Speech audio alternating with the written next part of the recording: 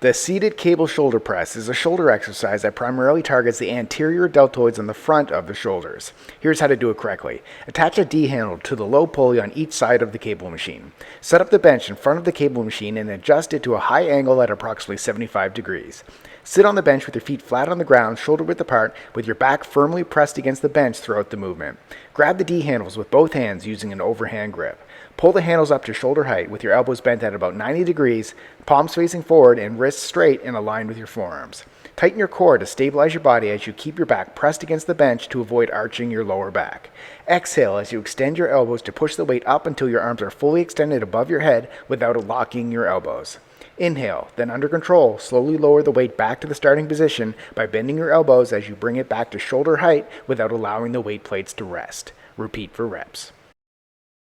Subscribe to get a new exercise video demo every day.